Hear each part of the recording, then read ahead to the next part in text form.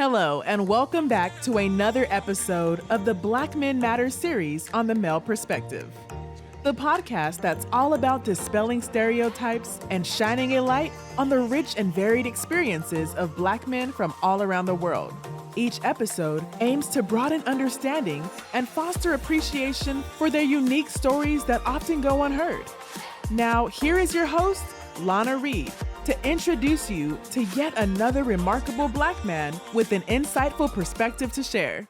Hello, everybody, and welcome back to another episode of The Male Perspective. I am your host, Lana Reed, and today on this day, I have the pleasure of sitting down with a gentleman by the name of Trent D. He is the author of a self-published book called Exactly How It's Supposed to Be. It is a faith-based romance novel, and I am looking forward to spending some time with him today, learning more about the work that he has put out. But first and foremost, sir, as I always do, I take a quick moment to pause. So thank you to you for making time for me today. Time is a gift. Once we give it, we can't get it back. So I truly appreciate you setting aside some time to chat with little old me. And with that, sir, welcome to the show. Thank you for having me. I'm excited to be here. I was excited to get the note and honored and excited to be here. Awesome. Well, we're going to jump in because I got a lot of stuff to unpack with you today in a little bit of time. And I want to talk about your book, Exactly How It's Supposed to Be. But as we open up our conversation together today, you have three gentlemen that have become very important in your life. And I had to write it down. Their names are Glenn, Braylon, and Grayson. So I was wondering, as we open up our time together today, could you share who these gentlemen are and what is their relationship? Sure. Well, those three gentlemen are the primary characters in the book, Exactly How It's Supposed to Be. And they are three young men who go off to college, and specifically an HBCU, not a specific HBCU, because I don't want anybody mad at me or happy with me or whatever it is. Neutral across the board. But they go off to school at an HBCU. And they each make different choices around dating and women and sex, and they all come out with different consequences by the time you get to the end. And so you get to see a little bit about their thought process, why they do some of the things they did, and some of the results that they got when they did what they did. So it's supposed to be kind of an entertaining journey into the minds of these young men and their decisions and consequences, good and bad, decisions during their freshman year. Now, you chose a HBCU as a backdrop. Is there a reason you chose the HBCU? I chose an HBCU because I could have just as easily picked a PWI, and I said, why not make it an HBCU? Why not highlight the excellence of an HBCU and make sure that HBCUs are getting the credit that they deserve? I do a lot of recruiting at HBCUs for my job, and sometimes they don't get the attention that they deserve for the talent that's there. And so if it could have just as easily been at a PWI, I was kind of like, why not make it at an HBCU and just make it that much more interesting? So let me be nosy. Are you a product of an HBCU? I'm not a product of an HBCU. I know. I wanted to. I got accepted to Hampton. And it was just too far away from where we lived for my parents to send me that far away. And so I didn't go. I really wanted to go to Hampton, but I am glad I went to where I went. I went to the University of North Texas, which is where I met my wife. And it was kind of set up that way. So I don't think I could have gone to an HBCU because I had to meet her. So God was in the mix. Yeah, but I have a heart for HBCUs. Done a lot of recruiting. Did some recruiting at Clark here recently, Awesome. And have a big heart for North Carolina A&T. Shout out Aggie. My birth state. Is it okay? Yeah. That was sort of when I did like my deep dive and my research and sort of my HBCU excellence. That was the school I kind of modeled. Winton College. It's called Winton College in the book. I modeled it after A&T.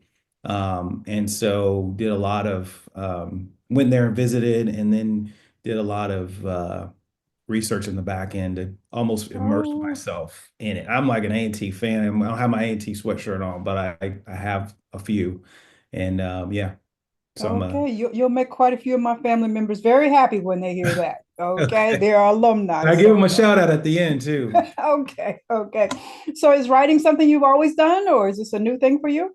Writing is something that I used to do in elementary school and middle school, and then kind of got into high school and got to play football and sports, and then got to college and got to figure out what you're going to do for a living, and you can't do writing for a living. That's not a living. You Who gotta told you be that?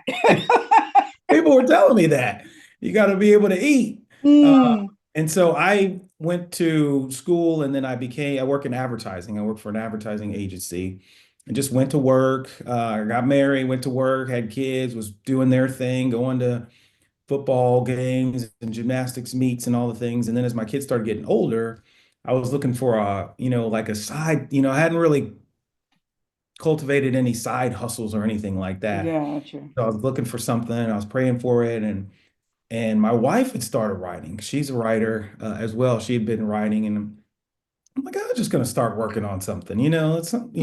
Just sat down, started sketching out some characters, and 4 years later, we got a Oh, whole. four It years. took four Oh, years because I was in the corporate world, and so when I started writing, I was writing it almost like a very well written email or telling, it wasn't a story. It was explaining everything for the reader. It wasn't leaving anything to the imagination. So I wrote it. Then I read a book about writing books, and it talked about how you're supposed to treat your readers like they've got a brain, and you don't mm. have to say, he said angrily, basically write what they were saying in an angry way and Yeah. then say it. And you don't have to explain everything. You set the scene, and the discussion kind of tells There you you what, go.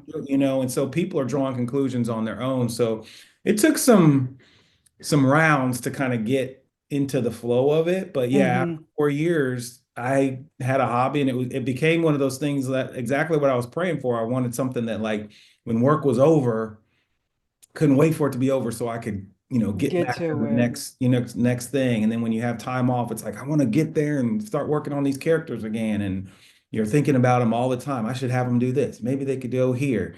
Maybe so and so could do this. And yeah, it's a lot of fun. It's a lot of It fun. takes over your life. Writing takes It over your does. life. There's It just never becomes an enough time. yeah, it becomes an obsession. Now, your book is a faith-based romance novel, and the theme is celibacy, waiting for marriage. Was there something that made you pick this to be the kind of the theme line? Yeah. So when I was originally coming up with what I wanted to write about, I'm kind of a dorky superhero No. dude. There's a lot of us out there, so I'm not ashamed. But I was going to write a story about a kid who goes to college in HBCU.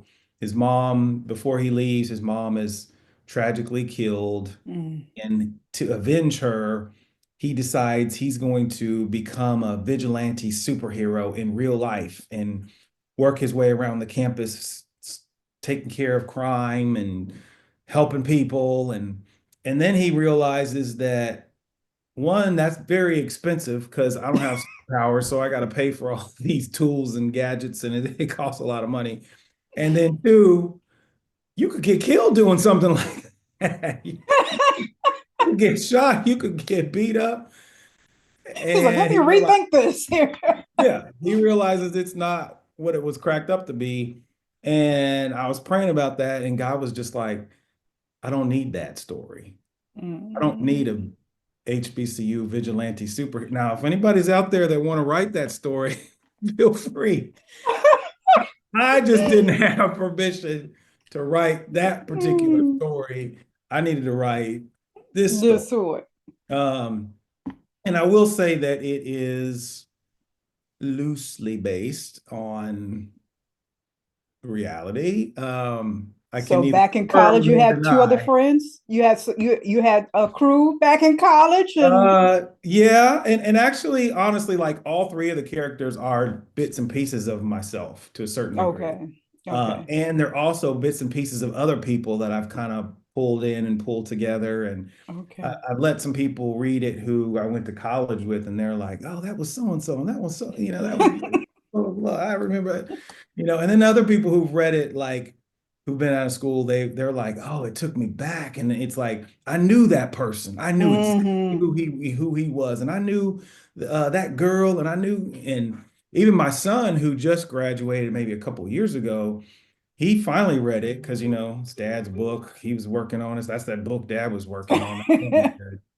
He finally read it and he was like, man, some of it was like, it brought me back to this person and that person. And so it's Gotcha. really neat how it's identified with older people as well as people today, which is really what I wanted to try and do. You So you cannot touch that college experience. It is I know truly a memory. It is it is. truly a memory. Really, really is. It really is. Okay, okay. And there's a workbook that goes along with it? There's a workbook, yes. So a little bit after I finished it, I felt like God was telling me to do like for people who wanted to maybe do it with a men's group or a Bible study group, they could go through a chapter and then there'll be like a summary of the chapter, and then they could answer questions and then maybe like have some thoughts. What do you think about this? How is it in your life when God showed up and did blah, blah, blah? Or Mm, what were you feeling about this, that, and the other? And allows you to write things down and give you things to pray about. Then when God answers, you can kind of go back and write down, oh, he did this, and this. Then you've kind of got this record of all the wonderful things that he's been doing as you're hmm. going through the book. So yeah, there is a Bible study that goes with it, and all that's available on Amazon. Awesome, awesome. So one of the characters in your book, they lean towards their faith, or are they Yeah. in that process? All of them, or just one or two of them? Um, I'm trying to give you as much information Not, as but I without giving can. us, yes, So I understand. one of them is, let's start at the beginning. One of them is he goes to school and he is in it. He is rooted and grounded and he is telling everybody, trying to get everybody to go to church with him and Mm, to live for Jesus and all the things. One is not only staunchly opposed, he is almost like triggered oh, okay. by it to a certain degree. Like every time somebody brings it up, he gets mad. He kind of is like, why are you so into this? Why is it such a big deal for you? Mm, So that's where he starts. And then the other one is like, yeah, I grew up with that, but I'm away now, so I'm gonna do my thing. That's fine for mm. him, but It's real I'm life with young people today, though. It's kind of the conversations that I have with them, it's they're either all in or like, it don't work for me. yeah, that was my parents' thing, or I did that at home. I'm on my own now, so yeah, I go. Mm. Well, let me segue for a little bit because you're a worship leader. So, and I'm pretty sure you're dealing with the young people. Why is there the disconnect? Because the black, especially in the black church, it was very important and valuable for us, especially as Oh, older generation. Why do you yeah. think the younger generation are? I think the younger generation is disconnected because their parents and their leaders are do as I say, not as I do. Mm, I think mm-hmm, they're seeing hypocrisy, honestly. I think people are telling them do this, mm-hmm. but they didn't do that. Or they're telling them don't do this, and they're off doing it, thinking that they're not paying attention. Gotcha. But they're looking at, man, my kids looked at everything. They're watching everything, the things you think they don't, and then the stuff they bring up now that they're older and grown. It's like, you saw that?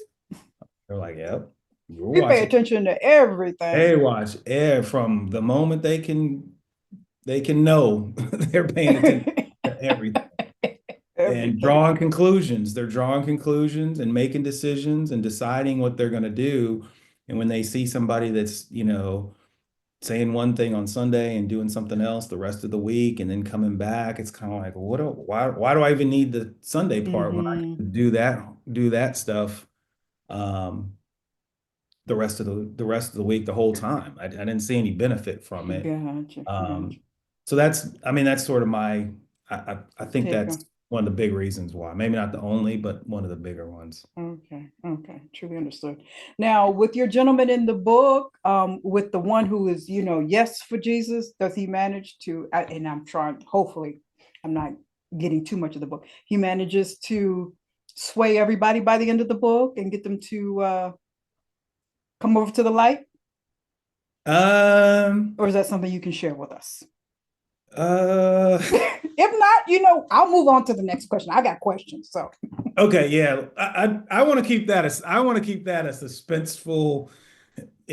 There's changes. People change, they all change. So mhm. yeah. And it's Okay. just interesting to see how and which ones do and why and what happens and at the end. Okay. All right. We'll have to get the book. We'll have to get the book. So in this process of writing a book, I'm pretty sure you've learned some lessons along the way, and I'm going to speak it to existence because I know there will be more books coming. Oh yeah. Okay. Yep. So what have you learned that you could pass on not only to yourself, but the hopeful self-published writer that you've learned in your process? Oh wow. Take your time. 4 years? 4 years. Yeah, 4 years. Mm, And some of it was like there was a point where I did get it to the point where I thought it was ready. I gave it to a developmental editor because my wife was like, you should really, if you're gonna do this, let's do it like professionally. Gave it to a developmental editor. And man, it was really expensive. I'm just gonna say because it's so long, they do it by mhm. like the word and stuff. But man, it was really worth it to do it because she added just some really great little pieces and parts that just Gotcha. weren't even like major revises of chapters. The first thing she did, she was from an HBCU, so she added validation that what I had written was accurate to the HBCU experience. So that was huge. Okay. Two, since I hadn't written a book before, she validated that it was good, period. Like it was a good story that's so that was helpful. And then Awesome. she added like just little sprinkles of you could have this person do this, or you could add this here, and you could tie this Oh, here. And so there were some connecting points that help tie things together, plot lines and things that I wouldn't have gotten if I hadn't done the developmental editor thing. And then things that didn't make sense or things where it's like, well, that character just went off and they were here, but then they just disappeared. You forgot about them. And when you write connect the dots. when you write a book like that, you could forget about somebody who is in chapter 1, but they're not in chapter 30. It's like, well, what happened to them? Oops. Just poof. That Oops. was the superhero person, right? Yeah. I just Right. eliminated. Right. They just disappeared. They vanished. Oh, So she helped me. She really did help me put that together. So shout out to 𝗪𝗪. She's a wonderful developmental editor and helped me a lot put that awesome. together. So Awesome. And your cover, it's a very unique imagery there. How did that come to be? The guy, the um, card, it's a card in his hand? it's a card. Yeah, he's got a blank card there. Um, and I'll give that part away. So the card is the body count card. That's in chapter 6. Oh, And there's a very couple pivotal chapters where it talks about the body count card and getting into the party, being able to have your body count card have enough stamps on it so that you can get into the party. And this particular character, I'm not going to say which one, is excited about going to the party, but realizes his body count card is blank going so into he can't school. get into the party? He's worried about getting into the party, and he's worried about people Hmm. seeing that his card is blank because he's Mm, been able to keep that hidden and a secret for mhm, a long time.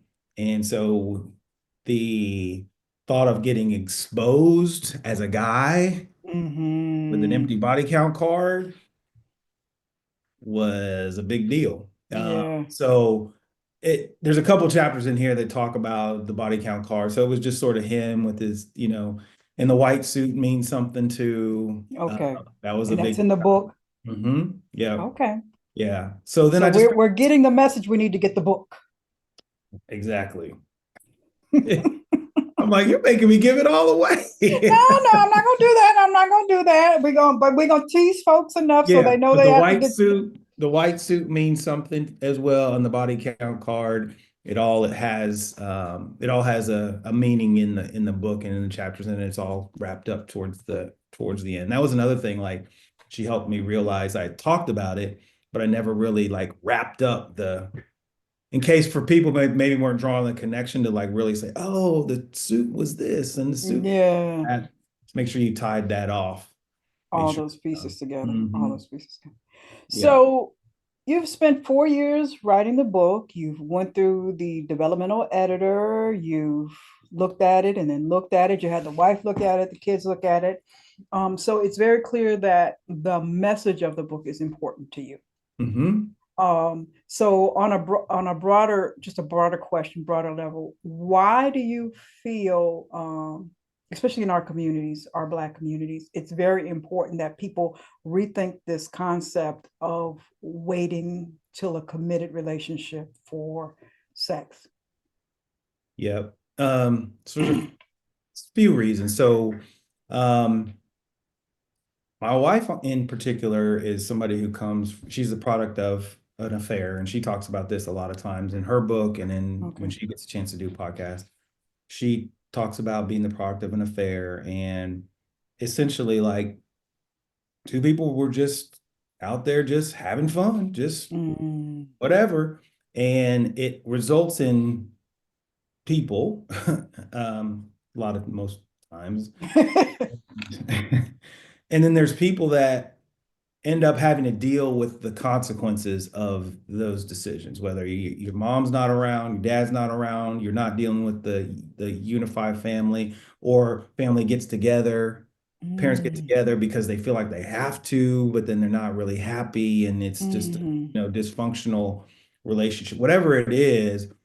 They're just not together, and that's not the way it's supposed to be. It's supposed to be, Supposed to be. wait, and we are committed, we're together, then we're a unified family, so that then the kids don't have issues, and the family's not suffering, and people are True. not carrying that into generation after generation after generation, True. bringing it all down. So that's one of the things that we like to talk about when we're together, just about choices and decisions and how they ripple into the next generation and the next generation. She considers herself a generational curse breaker. Now I'm a generational legacy maintainer, kind of way, because we're just different. We just have different backgrounds. Uh, Hmm. but it's all still a matter of decisions and choices, and they all matter.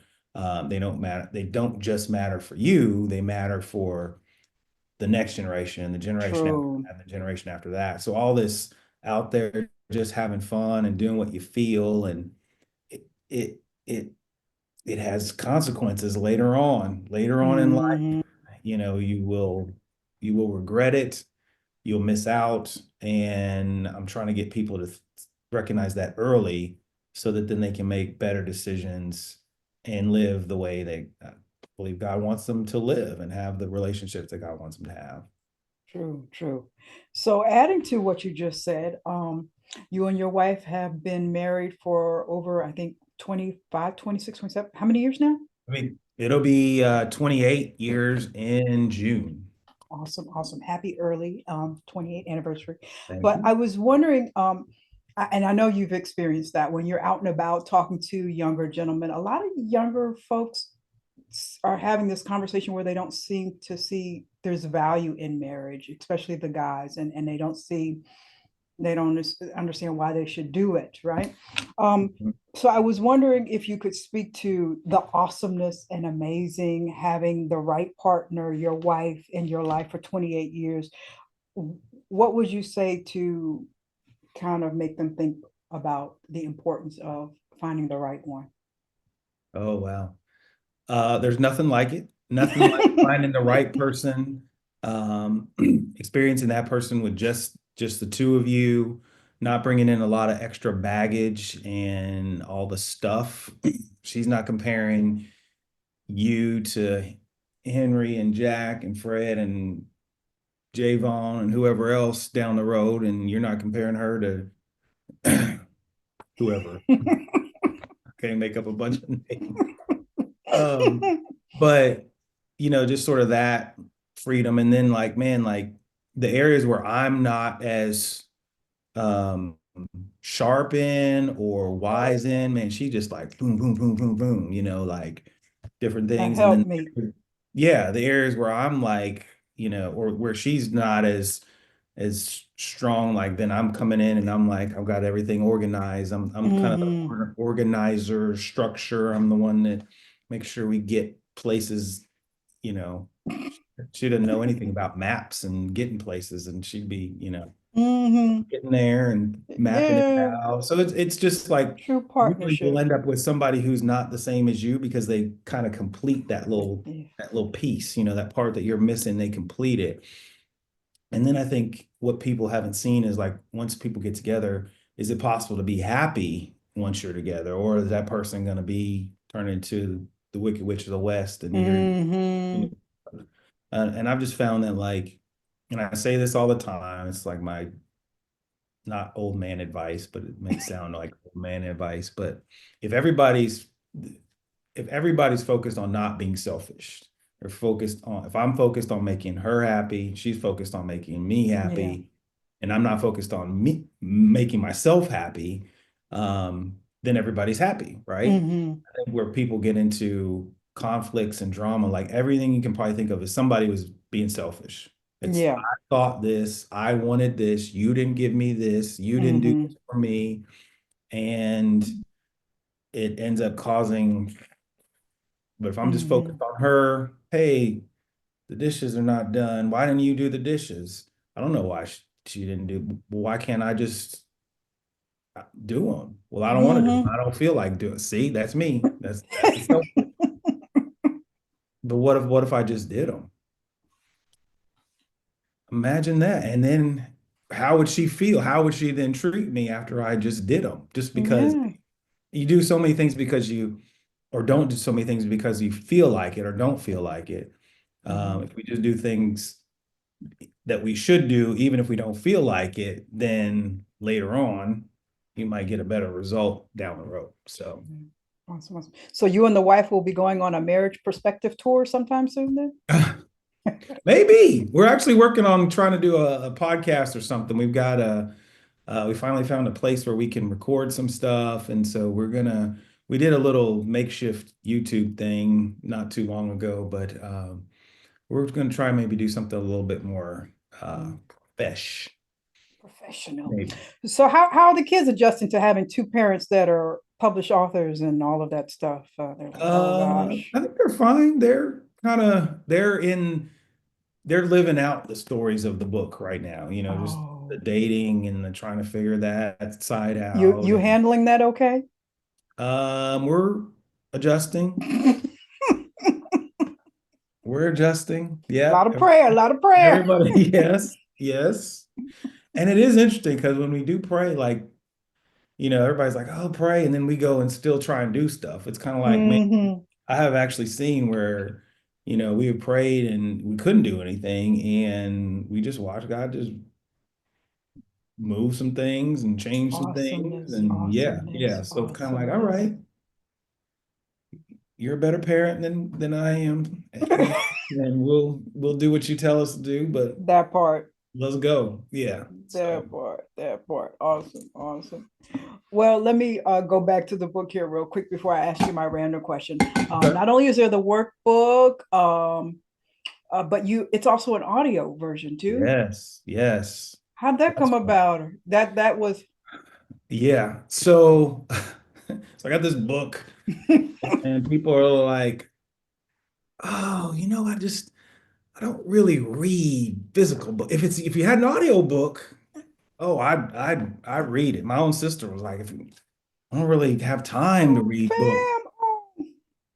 I mean, she's a doctor, she's running around, but if you had an audiobook, I could listen to it. I heard it so many times, and then I had in my head, like, how do you do an audiobook? That's so hard. It's like you got to get a person, and I just was like, well, I'm gonna figure it out. And then I was gonna use AI. I was thinking, oh, AI, I could just like put it in and then it'll read it. And two things happened with AI. One, it was not smooth. Mhm. And then AI, they don't have any, Doesn't. they don't have any Black folk voices. I couldn't find any. And the ones that I found were like over the top. It wasn't like Over the top, what I had yeah. in my head, and there weren't like options. It was just one or none.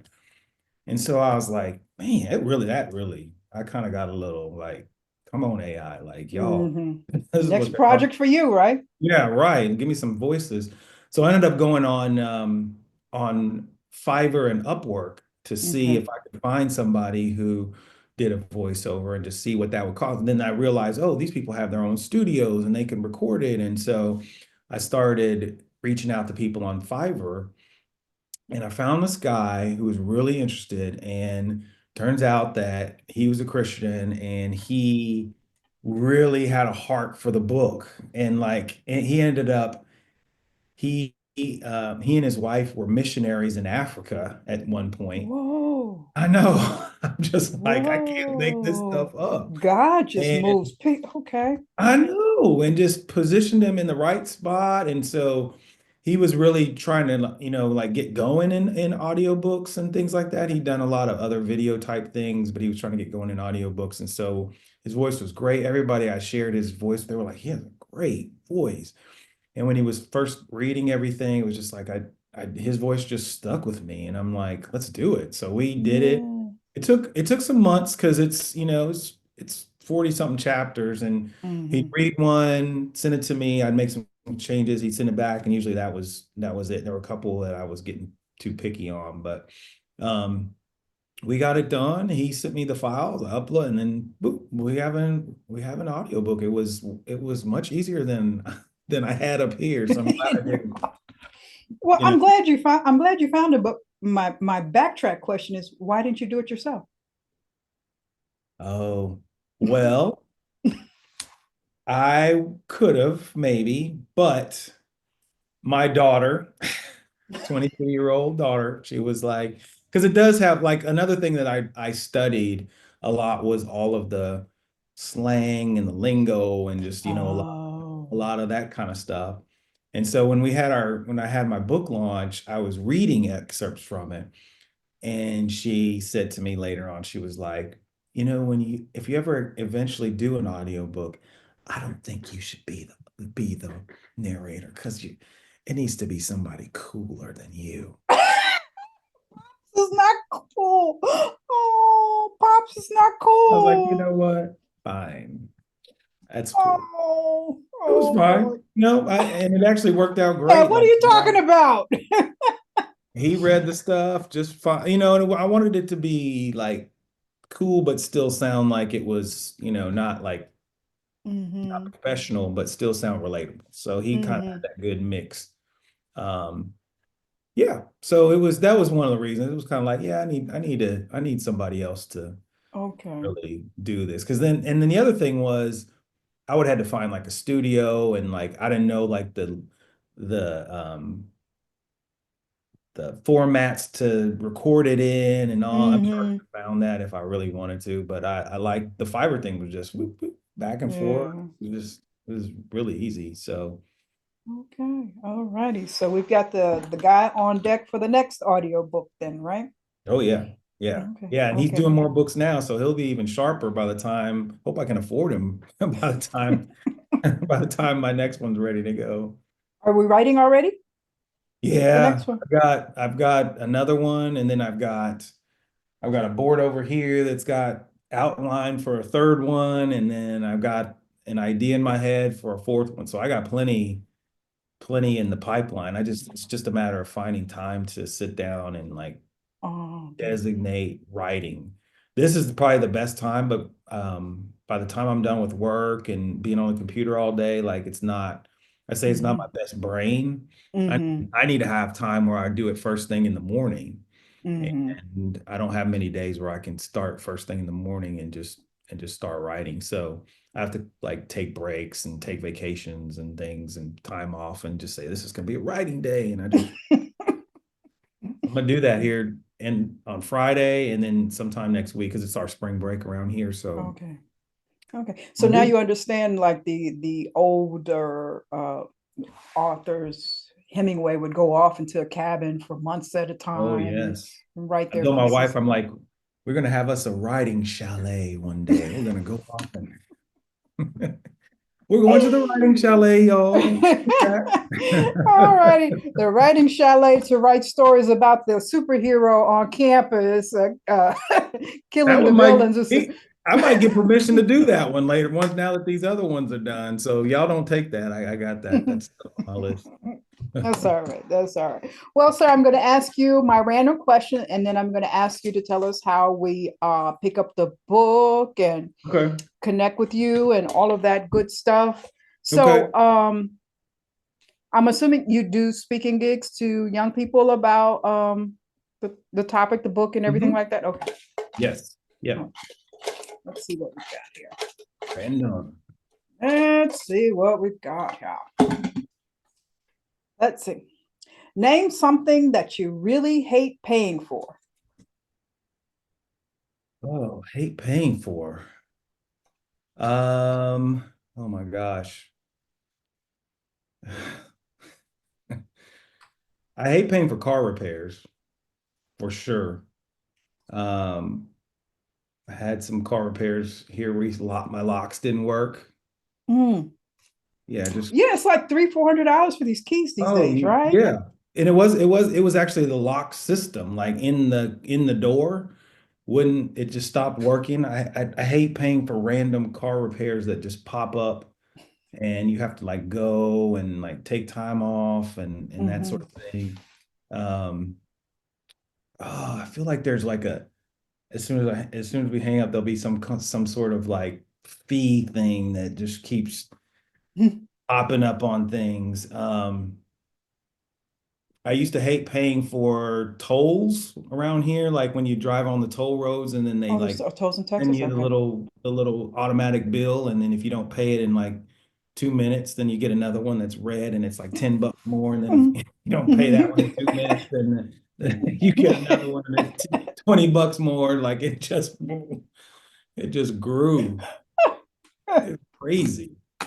But in Texas, you have the things that you can put on your car The now? toll tag, yeah. Okay. We had a couple cars that didn't have toll tags, and I'm like, we gotta get them. And finally, we got them all toll tagged. They're all toll tagged up. So Okay. we're just dragging my feet. Okay. Didn't want to pay. Not you, the I detail know, in right? order. Not you. I know. All right, all right. So I lied. I got one more question. Okay. The young people, will they be following in parents' footsteps? Are they writing too or no? Ah, very interesting. So my daughter she was a journalism major, and um, she is working for Conference USA as an intern right now, doing journalism writing. She writes Okay, so stories. following in mom and dad. Yeah, Okay. she's writing. I don't know if she's going to be a writer like that or a journalist type writer, but Mhm. she sports journalism right now. Okay. She has that, and she's a very good writer. Awesome. My son is more of the artist, so he actually did my cover. He did this, Okay. Okay. A and he family does affair. websites and graphic design and a lot of flyers and things like that. So he does a lot. I actually was talking to him about a logo for my wife and I's Our Inspiring Stories, which is the handle that we want to put all our books under. Okay. We have a sort of a makeshift logo, but I'm like, I should get him to do like a professional Keep it in the family. There you logo go. for us. Yeah. So we're all in that That same space. space. Yeah, Okay. same All right. space. All right, all Mhm. right, awesome, awesome. So tell us how we pick up the book, Okay. and connect with you if we want to get you out to speak, and then where we tune in for you and the wife and the stuff you guys have coming up together. So just give us the whole lowdown. Sure. So the best place to go would just be TrentD.Walters.com or exactlyhowit'sposed-to-be.com. Both will get you to the same website, and that's my website. From there, you can connect to where you can buy the book on Amazon. You can also get it has links to all the different places where you can get the audiobook and download the audiobook. It's on Spotify, it's on Audible, it's on Nook, it's on Okay. all of those different things, and all the links are there. You can also hit my my email address, TrentD_Walters@gmail.com. And that's the best way to kind of reach out to me about speaking or anything like that. Just reach out that way. My audiobook, well, I talked about that. Audiobook links are there. All my social channels are there as well. Facebook, Instagram, TikTok, and LinkedIn are my main ones that I'm on. Okay. Keeping all that balanced while I'm trying to write news stories. There's a lot going on. So But you're organized in detail, so you can work it out. So, but just a little rough timeline. When should we be expecting the next one? Year, 2 years, I would 6 hope months? in the next year and a half. I don't want to make sure I'm not just throwing it out there. Okay. Make sure that I take the same care. But this one will be different because I know a little bit more starting out. So it's just a matter of really finding the time to get something done. And I'm going to discipline myself to keep it to like 20 something chapters and not 40 something Instead chapters. of 40. Okay. And it's like, okay, if you're not done by 20, then you need to cut some stuff or figure it out. Okay. Any of these a follow-up of the young gentleman in the first book? Oh, okay. I'm not going to answer. Okay. All right. One of the I'm excited. One of the characters needs to be followed up on, just because we left him in a special spot Out there. Okay, I'm excited. Okay, awesome. Okay. Well, sir, I thank you for your time. I thank you for the work that you've put in this world. I thank you, for the message that you're sending. I think it's very relevant and impactful, especially I won't even say with young people, because even people in my age bracket are making some very odd choices. So I just appreciate you for the work that you're doing and the example that you're setting. I think more of us need to see not only you, but what you and your wife represent. So, just kudos to and the whole family, just amazing talent. So, I just kudos from little old me, just handclaps from little old me. Thanks so much. And I will say, like, when I got your email, it was very encouraging, because sometimes you put this stuff out there and you're just like, is anybody seeing it? Is it going in? And the fact that you saw, like, you found on social media, I'm just like, oh, that was like a big, It's working. that was a It's big working. challenge for me. I was like, okay, keep going. People are seeing you. It's working. And for me, I just truly appreciate that you embody everything that is not what they would like to say about my brother. So I truly appreciate you for that. That's one of my goals. That's one of my goals. You see me, and it is not the stereotype or whatever you think Black men are supposed to be. I appreciate you so much. much. Multifaceted. We are. That's right. You're not a monolith. So I appreciate that. Sending that.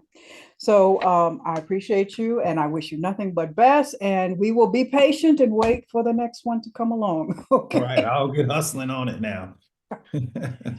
That is all for this week's episode of The Male Perspective. I'm your host, Lana Reed, and I will see everybody next time.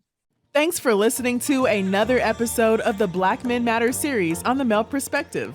This podcast is an initiative of Conversations in Color, a 501c3 nonprofit dedicated to uplifting Black voices. Make sure to check out our website, conversationsincolor.org, and be sure to like, share, and subscribe on your favorite podcast platforms. We'll see you on the next episode.